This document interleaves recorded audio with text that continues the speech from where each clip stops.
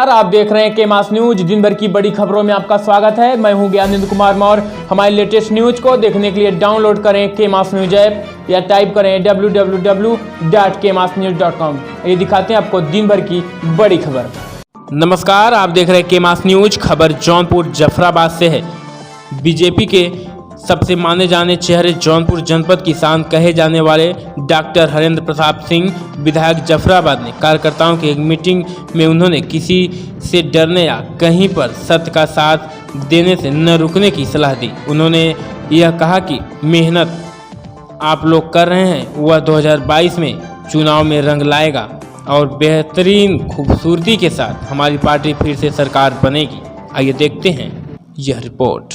से इस समय मौजूद हूँ जनपद जौनपुर के गौरा बादशाहपुर में, और आप देख सकते हैं मेरे ठीक सामने बैठे हैं जफराबाद के लोकप्रिय विधायक आदरणीय हरेंद्र प्रताप सिंह जी। आपके साथ में मंडल अध्यक्ष, आपके साथ में और अन्य पदाधिकारी। सीधे सीधे मैं विधायक जी की तरफ रुख करता हूं और एक सवाल रहेगा आपसे।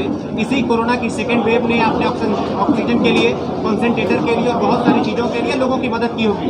कल सरकार ने संसद के मानसून सत्र में कहा कि कोरोना की सेकेंड वेव में किसी की मृत्यु ऑक्सीजन या कंसंट्रेटर से या उसकी कमी से नहीं हुई है, और आप कह रहे हैं या आपसे जुड़े बहुत सारे लोग कह रहे हैं कि हमने लोगों को ऑक्सीजन उपलब्ध कराया है। ये बदला बयान आखिर कितना सच है, इसको जरूर बताएं आदरणीय विधायक जी। देखिए, ये वैश्विक महामारी जो कोरोना है, मैं चिकित्सक भी हूँ। पूरी संवेदनशीलता के साथ हमारी केंद्र की सरकार ने, उत्तर प्रदेश की सरकार ने, हमारे मुख्यमंत्री पूज्य योगी आदित्यनाथ जी ने और पूरे पार्टी के कार्यकर्ताओं ने लेके पूरा संगठन और सरकार ने मिलके कोरोना महाकाल में लोगों को हर तरह से सुविधाएं उपलब्ध कराने का काम किया है।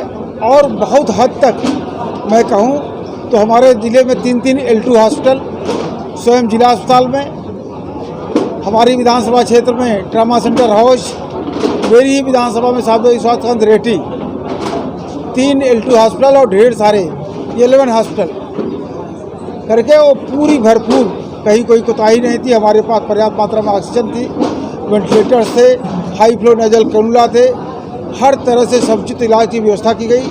ज़्यादा गंभीर रोगियों के केस में BHU स्थित L3 हॉस्पिटल में रेफर किया गया, वहाँ रेफरल की व्यवस्था थी।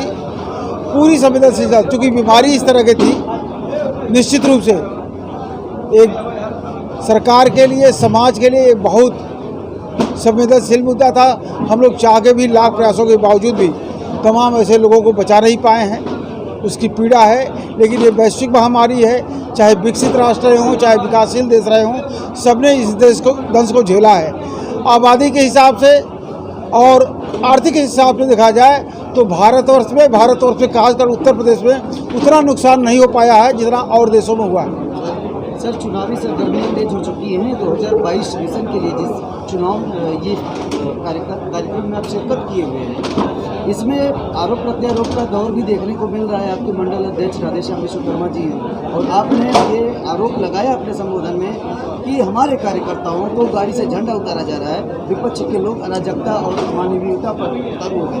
सर, क्या कहना होगा इसके लिए? देखिए, विपक्ष के लोग, आप लोग मीडिया के लोग हैं, बहुत जागरूक लोग हैं, देख रहे हैं एक पार्टी विशेष के कार्यकर्ता हताशा में, निराशा में, जिनके पास कोई वोट नहीं है, कोई जनाधार नहीं है, सड़कों पे आतंकित करने का काम, भाजपा के सीधे साधे कार्यकर्ताओं को आतंकित करने का काम, उनका झंडा उखाड़ने का काम।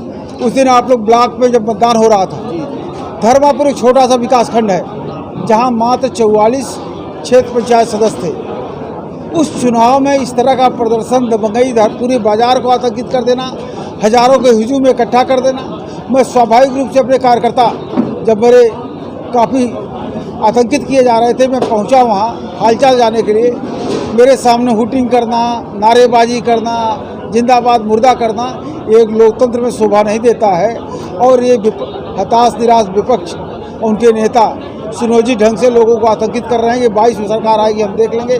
दूर दूर तक कोई किसी की सरकार ने, पिछली बार जो इतनी सीटें मिली हैं उससे ज़्यादा सीटों के साथ भारतीय जनता पार्टी की पूर्ण बहुमत सरकार बनेगा।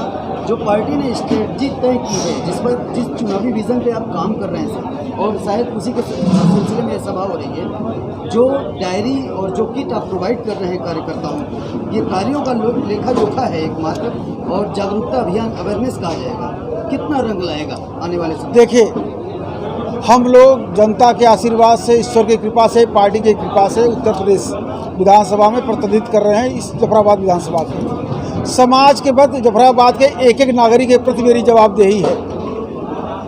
मैंने अपने 4 साल के कार्यकाल में मेरी विधायक निधि के द्वारा क्षेत्र में क्या विकास कार्य हुए हैं, अन्य माध्यमों से, सार्वजनिक निर्माण विभाग से, जल निगम से, बिजली विभाग से, ऊर्जा के विभाग से जितने काम हुए हैं सबकी जवाबदेही मेरी है। और जनता को जानना चाहिए कि मेरे विधायक द्वारा क्या किया गया है।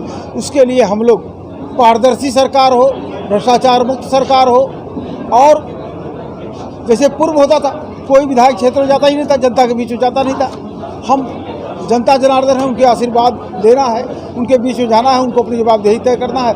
मैं सीधे सीधे पूरी हम लोगों ने 4 साल में क्या किया, उत्तर प्रदेश सरकार ने क्या किया, ये जानकारी समाज के हर वर्गों को होना चाहिए, वहाँ तक पहुँचा रहे हैं। एक और सवाल उठ रहा है सर कि 2017 में जब आप विजय श्री हासिल किए थे, वो चुनाव और आगामी चुनाव में उसके मुकाबले क्या चुनौती इस चुनाव को आप मान रहे हैं, या फिर पिछले से? अभी आप बैठे थे जी, मैं बता दूं, समाज का वो तबका जो भारतीय जनता पार्टी से बहुत दूर था, उसी समाज की बड़ी संख्या में आपके बगल के बिहार के 64 लोग आए थे। मैं भी लगातार जाता रहता हूँ। समाज का हर तबका, भारतीय जनता पार्टी सर्वस्पर्शी सर्वग्राही पार्टी हो गई। समाज का हर तबका हमारे नेतृत्व की तरफ, हमारे नीति की तरफ, हमारी पार्टी की विचारधारा की तरफ, पंडित दीनदयाल जी की दर्शन की तरफ, सबको पता है कि इस राष्ट्र का अगर कोई कल्याण कर सकता है तो भारतीय जनता पार्टी कर सकती है।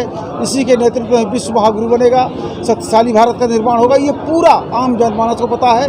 और कहीं कोई विपक्ष है ही नहीं, समाज का हर तबका आज भारतीय जनता पार्टी के साथ खड़ा है। एक सवाल रह कि जाते जाते जनसंख्या नियंत्रण कानून, विधि आयोग ने 19 जुलाई का समय तय किया था कि 19 तारीख तक लोगों के फीडबैक मांगे गए थे। ऐसा माना जा रहा है, विपक्ष भी ये आरोप लगातार लगाते चला जा रहा है कि अल्पसंख्यकों को टारगेट करके ये कानून बनाया जा रहा है। आपका क्या कहना है? आपकी पार्टी कहती है कि हमारे लिए राम भी है, रहीम भी है, लेकिन यदि सच में ऐसा हुआ तो क्या दिक्कत? देखिए, ये आप भी जानते हैं, हम भी जानते हैं, तमाम इस पर डिबेट होती रहती है। वो सारे बढ़ती हुई जो आबादी है, ये राष्ट्र के संसाधनों पे भारी पड़ रही है। हमको तमाम विकसित राष्ट्रों ने, चाइना के यहाँ पॉपुलेशन ज़्यादा थी, वो सिंगल वेबिनार पे आ गए। आज भारत में प्रभावी ढंग से जन सहयोग के आधार पे लोगों को जागरूक कर